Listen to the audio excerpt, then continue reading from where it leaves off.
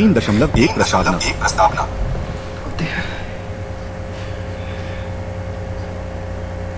यह एक सच्चाई है कि विश्व गैस स्तर पद्धति से आगे बढ़ रहा है और समाज में हमारी अधिकांश समस्याएं धन एकत्रीकरण के इस उद्यम से जुड़ी हुई हैं। हमने आर्थिक प्रगति की और एक समग्र तथा एकीकृत आकार की उपागम की बजाय गैस स्तर पद्धति को अपनाया। ऐतिहासिक तौर पर राष्ट्रों के आर्थिक विकास को सकल घरेलू उत्पाद GDP और सकल राष्ट्रीय जापात एम के शब्दों में मापा जाता था, लेकिन आजकल एक देश के समग्र विकास को सामयिक विकास सूचकांक निगम से होती है। स्थानीय जय सकों के लिए सम्मित, जन्म के समय जीवन प्रत्याह, शिक्षण संस्थाओं में सूचीबद्ध व्यक्तियों की संख्या, मतः विकास के आर्थिक, सामाजिक, पर्यावरणीय तथा संस्थागत अंश होते हैं। इसीलिए सतत विकास का केंद्र मात्र पारिस्थितिकी प्रणाली परीक्षण नहीं रह गया है, उसमें आर्थिक एवं सामाजिक राजशीलता को भी शामिल किया गया है। इन उपागमों के प्रयोग के लिए समाज के विभिन्न स्थानीय एवं सांसारिक खर्च में संयम तथा पारस्परिक क्रिया की आवश्यकता होगी। स्थानीय स्तर पर व्यक्ति, परिवार जैसा समुदाय या कोई तंत्र और राष्ट्रीय, क्षेत्रीय तथा भूमंडलीय तंत्रों के व्यापक विस्तृत समुदाय की आवश्यकताएं समक्ष चुनौतियां होती हैं। सांसारिक क्षेत्र में उन मुद्दों को समझाने की आवश्यकता हो सकती है जो व्यक्ति जो बहुत करीब है। इनमें किसी विशिष्ट भौगोलिक क्षेत्र से व्यक्ति के भावनात्मक संबंध, स्थानीय संसाधनों पर आधारित व्यावसायिक कुशलता, अपनी जीवन शैली के अनुरूप भौतिक बनावटी चीजें, समुदायों तथा पीढ़ियों के बीच परस्पर निर्भरता, वो प्रतिमाओं कौन बातें शामिल होती हैं। ये विशेषताएं जीवित रहने के लिए अवधारणा संबंधित तथा नैतिक औचित्य प्रदान करती है और इसीलिए ये सतत विकास अपेक्षा की विशेषताएं भी है। विकास 20 नाव के उद्देश्यों से यह अपेक्षा है कि वे इन विभिन्न आयामों को राज्य की राजनीतिक प्रशासनिक क्षमता से जोड़े तथा उनमें संतुलन स्थापित करें। 3.2 सकारात्मकवादी उपागम।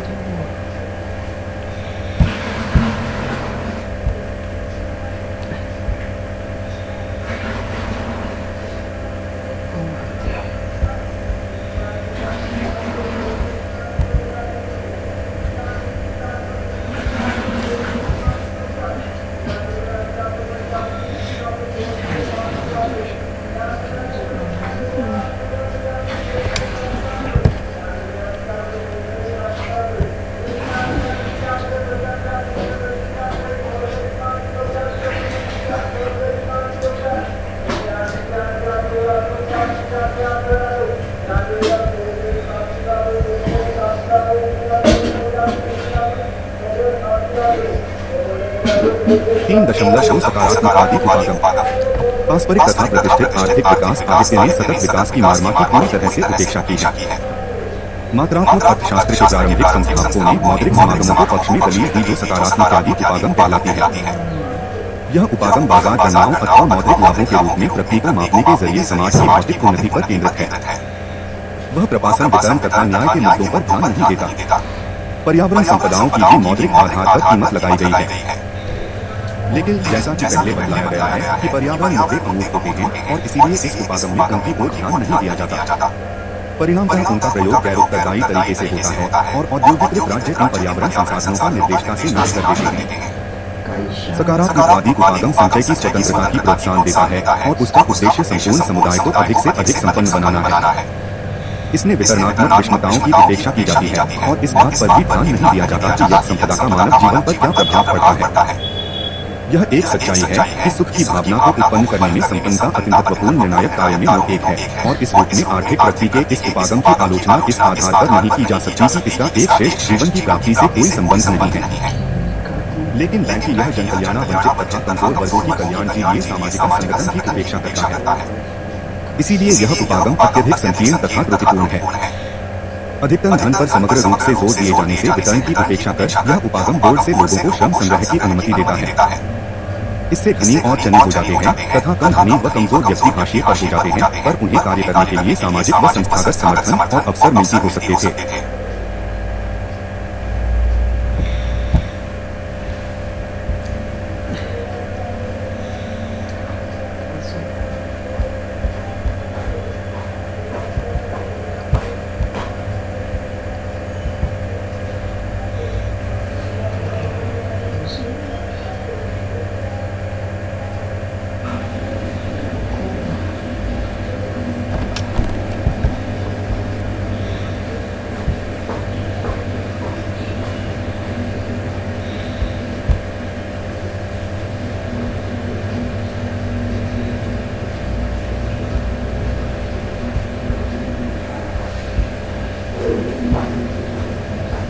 आवश्यक उपयोग।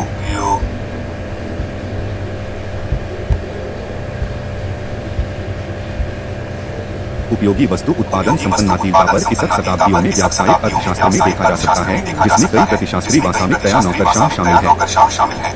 इन लोगों ने समता भौतिक सफलता की विशेषताओं पर अधिक और बंधन तथा सामूहिक जीवन को विकास पर कमजोर दिया है।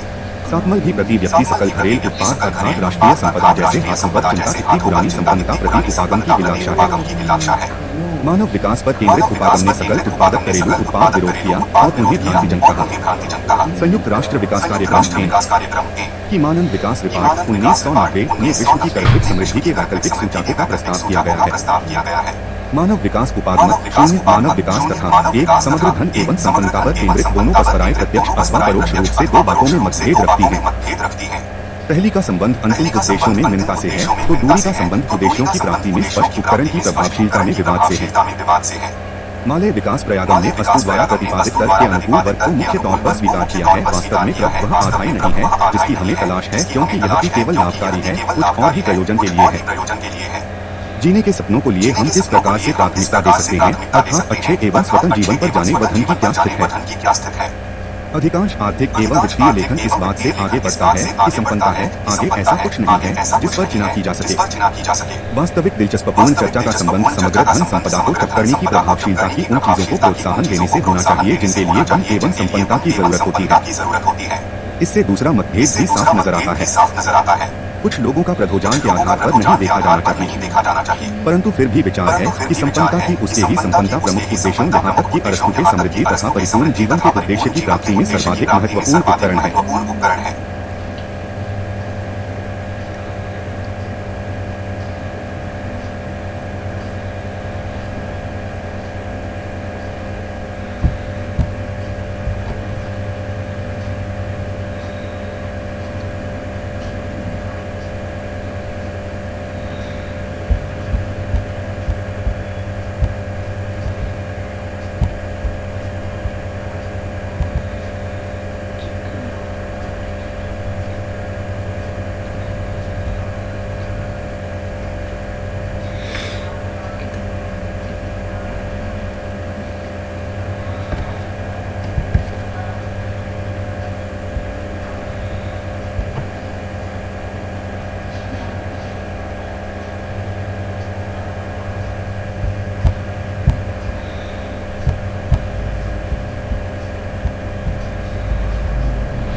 इस संबंध में एक प्रसिद्ध उदाहरण आर्थर लेविस का है, जो एक प्रमुख विकास अर्थशास्त्री है। उन्हें इस बात पर कोई शक नहीं है कि उपयोगी उद्देश्य जिसका अनुशीलन होना चाहिए यह है मानव प्रयन के क्षेत्र को बढ़ाना। के उन अनेक तत्वों की आकस्मिक कैजुअल भूमिका को भी स्वीकारते हैं जो चयन की स्वतंत्रता को आगे बढ़ाते हैं, लेकिन वे प्रति व्यक्ति पापादन की अभिवृद्धि पर विशेष तौर पर जीन बैठे हैं, क्योंकि यह व्यक्ति को अपने पर्यावरण पर अधिकाधिक नियंत्रण प्रदान करती है और ऐसा करते हुए उसकी स्वतंत्रता को बढ़ाती है। उनकी प्रतिष्ठित पुस्तक अवर subject matter is growth and not distribution हमारी विकास अभिवृद्धि है कि वितरण समग्र अभिवृद्धि की उपकरणीय प्रभावशीलता पर उनके विश्वास को उत्पादित करती है। लेकिन वास्तविक दुनिया में महसूस किए गए अनुभव को देखा जाए तो उनका यह विश्वास आपत्तिजनक है। कई देशों में अभिवृद्धि तेजी से हुई, लेकिन उसका अनुकूल असर जीवन स्तर में देखने को नहीं मिलता। और फिर यह अधिक महत्वपूर्ण बात है कि कुछ देशों में सकल राष्ट्रीय उत्पाद अथवा सकल घरेलू उत्पाद की अपेक्षाकृत मध्यम गति के बावजूद जीवन की उच्च गुणवत्ताओं को प्राप्त किया है।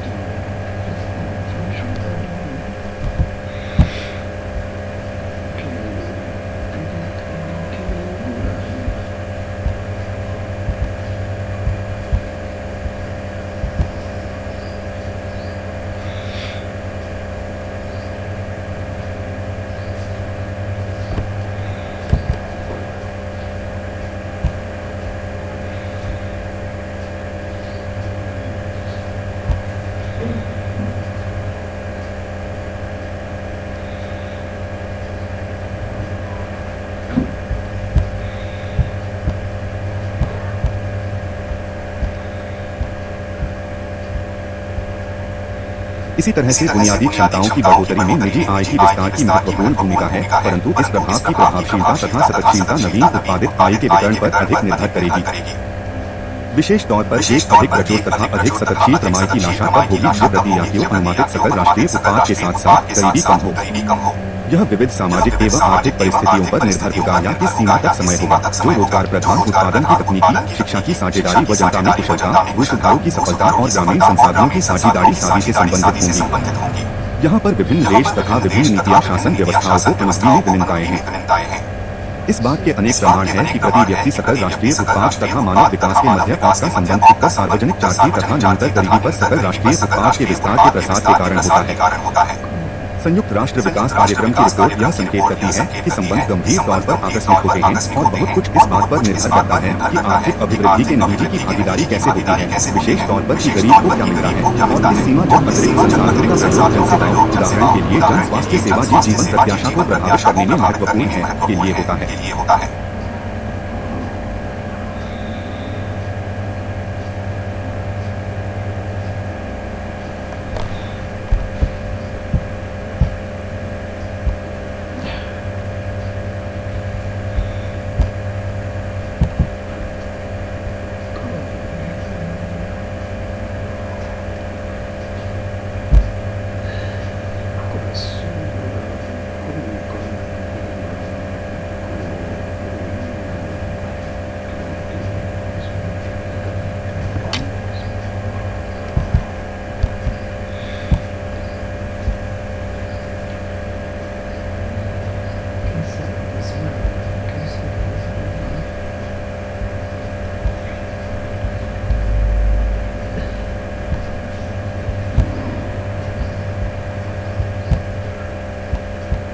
जब हम प्रगति के संपन्नता प्रेरित दृष्टिकोण में स्वाभाविक गुण कम है और उसकी उपकरण संबंधी भूमिका परिस्थितियों पर निर्भर करती है।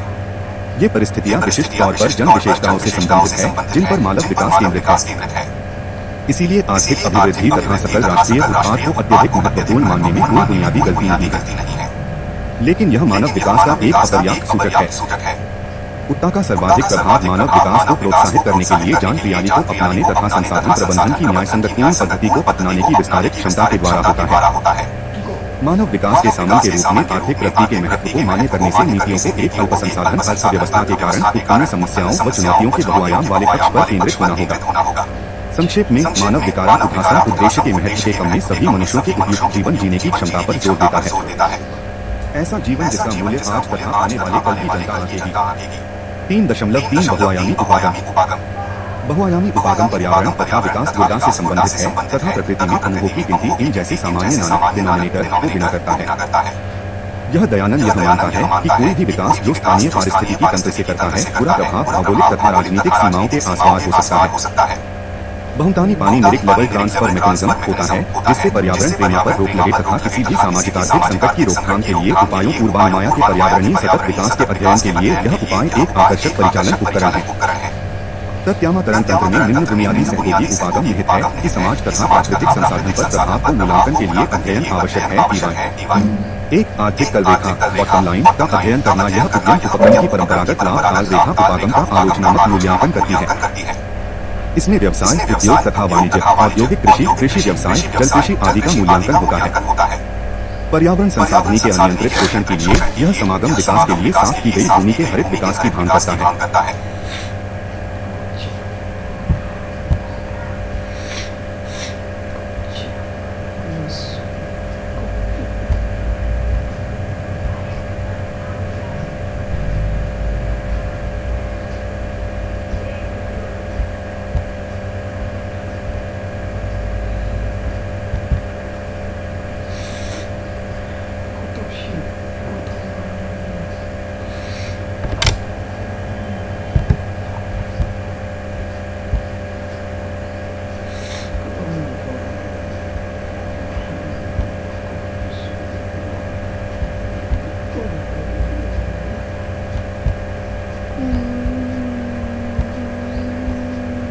दो निगमित पर्यावरण उत्तरदायित्व या निगमित साझेदारी कॉर्पोरेट पार्टनरशिप में पर्यावरण जागरूकता का प्रदर्शन है।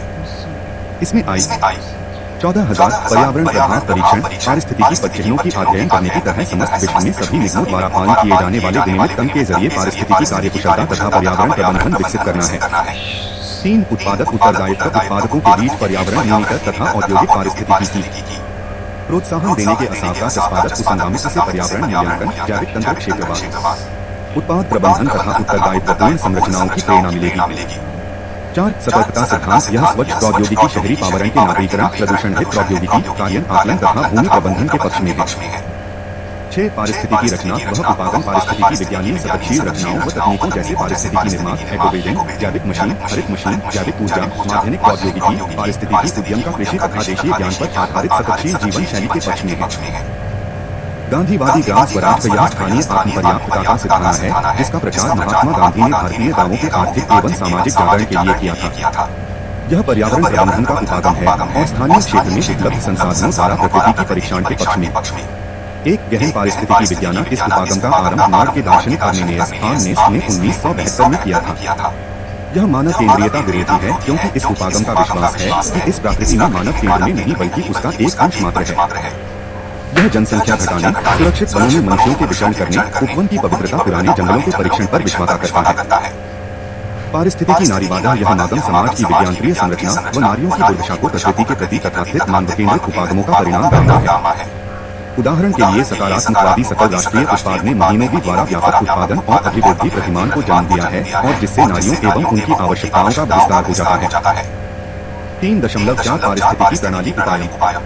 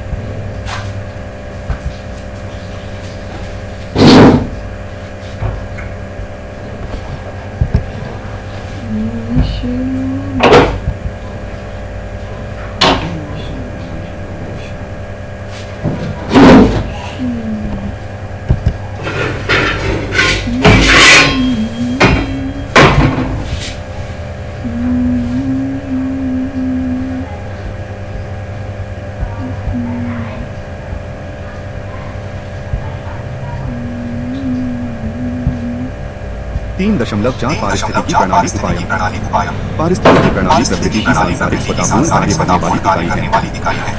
बाहरी हस्तक्षेप के अभाव में यह अपनी प्राकृतिक इकाइयों को सिरांतः प्रभावित करती है और इसके कारण एक इकाई तथा कठोरता से कार्य करने वाले समुदायों में बदली, जो अंततः विकसित पारिस्थितिकी प्रणालियों में परिवर्तित की जाती है। इसे हम चरमोत्कर्ष समुदाय क्लाइमैक्स कम्युनिटी कहते हैं। यह समुदाय पौधों तथा जानवरों की अनेक समुदायों का पोषण करता है, जो कि पारस्परिक निर्भरता व विविधता में विकसित होते हैं। इस परिवर्तन को उत्तराधिकार सक्सेशन कहते हैं। एक स्थिर समुदाय को विकसित होने में करोड़ों वर्ष लगते हैं, लेकिन मशीनी विकास की तीव्रता और रासायनिकों के व्यापक इस्तेमाल से पारिस्थितिकी प्रणाली बहुत तेजी से बर्बाद हो जाती है। बर्बादी की गति उत्तराधिकार की गति से अधिक तेज होती है। इसका परिणाम यह होता है कि संपूर्ण पारिस्थितिकी प्रणाली वो परीक्षण को बिना एक विशिष्ट प्रजाति के परीक्षण प्रयत्न में चाहे सफलता प्रदान नहीं करती। इस उपागम का उद्देश्य संपूर्ण पारिस्थितिकी प्रणाली का परिक्रमा है और यह नीति तथा विकास कार्यक्रमों की पारिस्थितिकी प्रणाली उपयुक्तता को देखने की मांग करता है। प्राकृतिक प्रणालियों की व्याख्या स्थानिक संवाद होते हैं। भूमि, जल और यहाँ तक कि वायु में ही रही क्रियाओं से अन्य क्षेत्रीय पर भी प्रभाव पड़ते हैं। इसे अधिपावन प्रभाव स्पिल ओवर इफेक्ट कहते हैं और इसके परिणाम स्वरूप समस्त क्षेत्र में पारिस्थितिकी प्रणाली विकास पर बुरा असर पड़ता है। राष्ट्रीय तथा अंतर्राष्ट्रीय नीतियों को इस अधिप्लायन प्रभाव का सामना करना पड़ता है ताकि समस्त प्रणाली की रक्षण हो सके। 1986 से 87 में विशेषकर अमीन देशी द्वारा क्लोरोफारी कार्बन के उत्पादन के कवर उत्पन्न भूमंडलीय चेतावनी से पूरे विश्व में मूंगों के रंग उड़ गए थे। सात पाक सीमा में कचाक क्षेत्र में कच्चे वनस्पति का परीक्षण, मलय क्षेत्र, नदी प्रदूषण और समुद्रों में तेल का विक्रय ऐसे अन्य उदाहरण हैं जो नीतियों में पारिस्थितिकी प्रणाली की मांग करते हैं। सारांश में हम कह सकते हैं कि पारिस्थितिकी प्रणाली उपागम प्रकृति की बाद मूलभूत विशेषताओं का सकलशीलता का एक माध्यम है।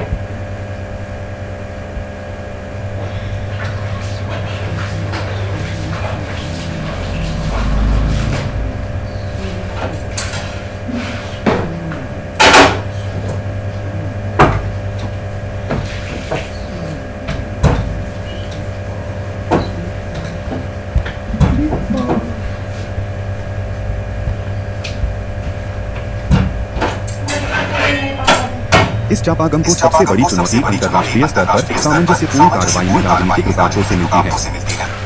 राष्ट्र अपने संकीर्ण हितों में इतलीन है और अपने उपायों के संबंध में इतने सौखनीय हैं कि यह भूमंडलीय व्यवस्था की एक व्यापक तथा परिपूर्ण समुदाय के रूप में देखने में असफल है। यह उपागम संस्थाओं से 4 मूलभूत विशेषताओं को ग्रहण करने की मांग करती है: विकेंद्रीकरण, निर्माण।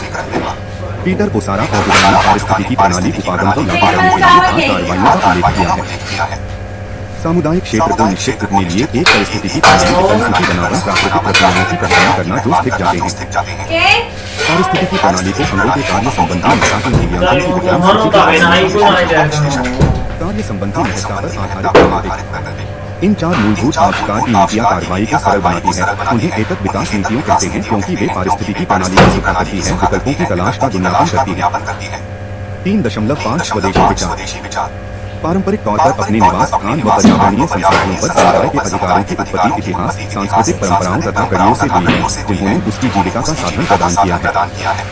वहाँ वह जानना महत्वपूर्ण है कि अनेक देशीय समुद्र की आदिवासी संस्कृतियों में यह विश्वास रहा है कि समुदाय को आने वाली 7 पीढ़ियों पर संभावित परिणामों की ध्यान में रखकर ही कोई निर्णय लेना चाहिए। सतत विकास की परिभाषा में इसी भावना को अभिव्यक्त किया गया है। औद्योगिक अभिवृद्धि पर आधारित प्रमुख प्रयास उपागम अनेक समुदायों, समाज और एक ही जीविका को नष्ट किया है। इसका कारण यह था कि उन्होंने निवास स्थली और संसाधनों के साथ साथ देशी ज्ञान की उपेक्षा की और उन्हें मान्यता नहीं दी। इन समुदायों को आर्थिक उन्नति के नाम पर जंगल तथा जलीय भूमि से बाहर कर दिया गया। चूंकि 1994 की मानव विकास रिपोर्ट ने इस बात की पुनः पुष्टि की है कि वर्तमान तथा भविष्य की पीढ़ियों को जीवन अवसरों का परीक्षण तथा उन सभी प्राकृतिक प्रणालियों का सम्मान जिन पर जीवन निर्भर करता है, निश्चित दो उपागम इन आहत समुदायों की चिंताओं को दूर करते हैं।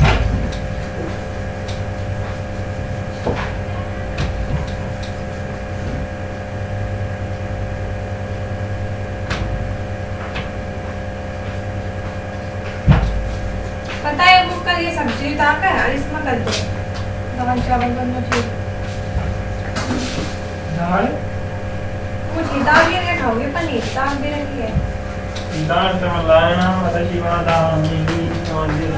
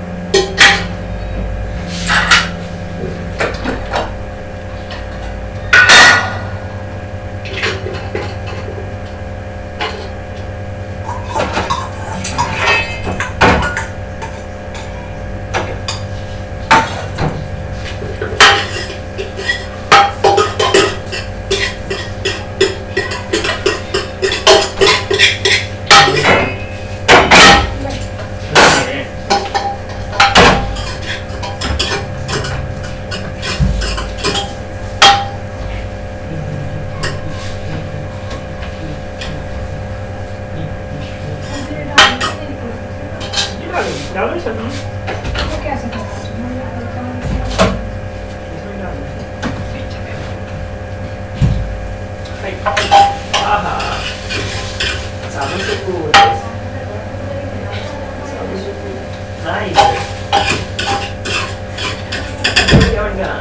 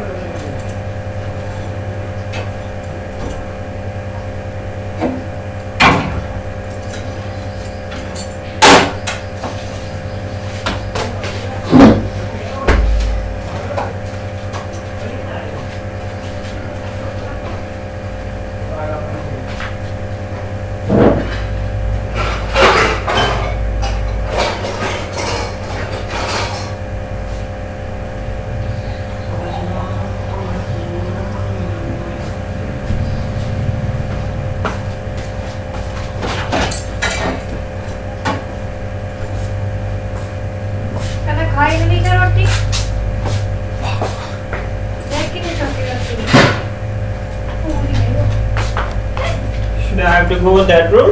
Oh, thank. Really, you are very much.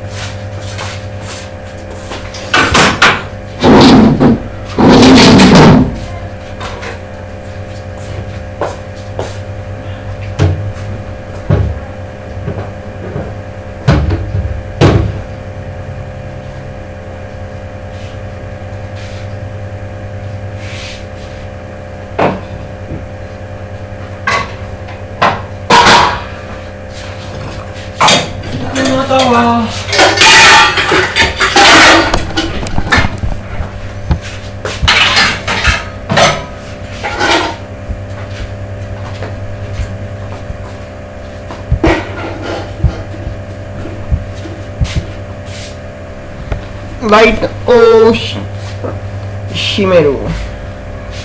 Light o keshiu. Light o keshiu. Light o keshiu.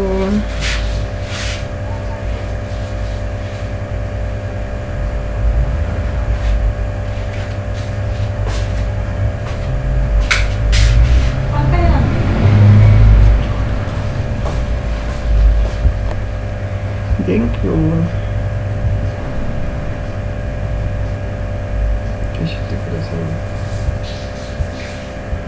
तीन जीविका उपागम है। इस उपागम को जैसे अनेक एजेंसियों, गैर सरकारी एवं सरकारी संगठनों, संयुक्त राष्ट्र विकास कार्यक्रम, cooperative for assistance and relief everywhere care तथा अंतर्राष्ट्रीय विकास विभाग department for international development DFID ने अपनाया है। जीविका उपागम जनता को बृहत तथा लघु दोनों ही सारियों पर विकास के केंद्र में रखता है। जनता पर यह संकेंद्रण का महत्व बृहत नीति स्तरों पर उदाहरणार्थ गरीबी घटाने, आर्थिक सुधार अथवा पर्यावरण संरक्षण उतना ही है जितना कि लघु अथवा सामुदायिक स्तर पर उदाहरणार्थ सामुदायिक अधिकारी तथा देशीय ज्ञान की मान्यता। इस उपागम में जनता को प्राथमिकता दी जाती है। उसके द्वारा प्रयोग किए जाने वाले संसाधनों और उसकी सेवा करने वाली सरकारों को प्राथमिकता नहीं दी जाती। इस सिद्धांत के अनुपालन से सतत संसाधन प्रबंधन या अच्छी पर्यावरण नियंत्रण आवश्यक हो सकती है, लेकिन इसके पीछे जनता को जीविका प्रदान करने का उद्देश्य है ताकि इसके समर्थन के स्वरूप का निर्धारण होना चाहिए और इसकी सफलता के मूल्यांकन का आधार होना चाहिए। सतत नमूने में जीविका विकलांग तभी सर्वाधिक अनुकूल होता है जब वितरण की दृष्टि से पर्यावरण प्रबंधन अच्छी से हो। जीविका उपागम में जनता के समक्ष सर्वाधिक गंभीर रुकावट की पहचान जरूरी है। इसके साथ साथ जनता के समक्ष अवसरों की संभावनाओं की भी पहचान जरूरी है, चाहे वह वहाँ भी अर्थात केंद्र क्षेत्र में, भौगोलिक क्षेत्र या नंतर पर स्थानीय से अंतर्राष्ट्रीय तक। यह लोगों द्वारा परिभाषित और उन्हीं के अन्य तमाम अवसरों की संख्या पर अपने उपागम का निर्माण करता है और जहाँ उचित है यह जनता को अवरोधों को पार करने व अवसरों की प्राप्ति में सहयोग करता है।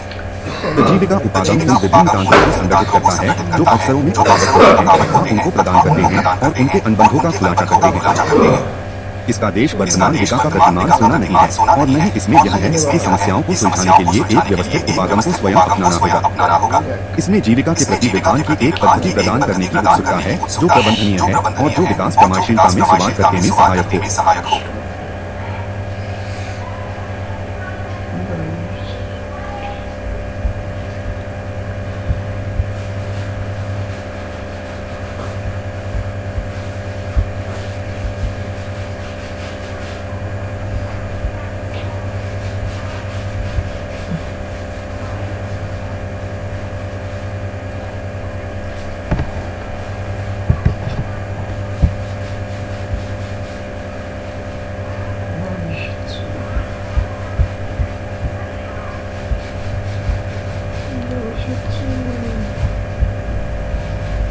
एक निर्धनता निवारक कार्यनीति पॉवर्टी रिडक्शन स्ट्रैटेजीज गरीबी, पर्यावरण तथा सतत विकास के बीच एक निश्चित संबंध है।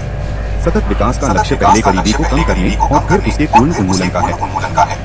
गरीबी कटौती को कई बार गलती से लघुकालीन संदर्भ में देखा जाता है, विशेषकर तब जब किसी निर्वक्ता न्यायिक रणनीति पर तात्कालिक परिणाम दिखाने का दबाव हो। गरीबी कटौती के लिए ऋण राहत जैसी लघुकालीन योजना को दीर्घकालीन ऐसी निर्धनता निवारक कार्यनीतियों में विकसित होना चाहिए जो सतत विकास की ओर से आए। इससे आर्थिक कार्यक्रमों के लिए गरीबी तथा सतत विकास में सामंजस्य करना भी आसान होगा। वर्तमान काल में गरीबी निवारण कार्यक्रमों में राज्य विकास तथा पर्यावरण को मुद्दों की प्रायः उपेक्षा होती है।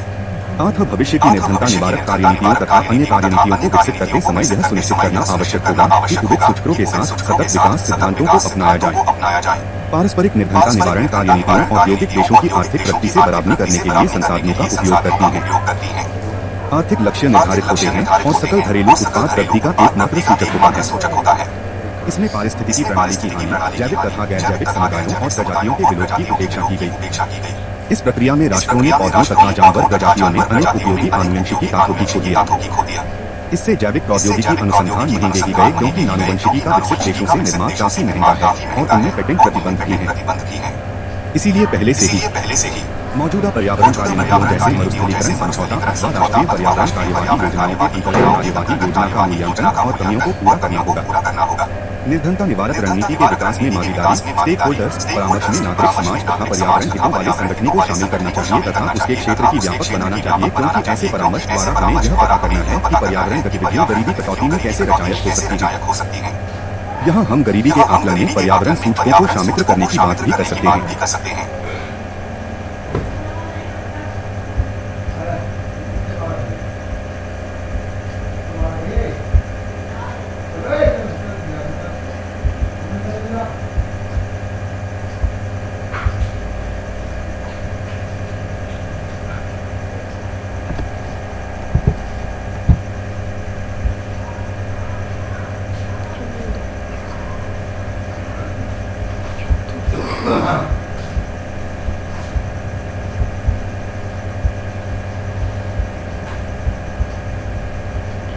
निर्धनता निवारक कार्यनीतियों की गैरेखा भागीदारी दृष्टि से एक देश की गरीबी कटौती परिणामों को प्राप्त करने की इच्छा और इसी परिणामों को प्राप्ति के लिए आवश्यक सार्वजनिक कार्यवाहियों अथवा नीति परिवर्तनों, संस्थागत सुधार एवं कार्यक्रमों की पहचान करती है। यह रूपरेखा अनेक देशों के सीमा पार विश्लेषण कार्य को ताजगी तथा विकास सहायता में वर्तमान में सर्वोत्तम व्यवहार और अन्य अष्टयारी संगठनों के प्रतिनिधियों से पदमार्ग पर आधारित है। निर्धनता निवारक कार्यनीतियों की उत्पत्ति भूमि बढ़ती हुई शरीरी पर चिंताओं के कारण हुई।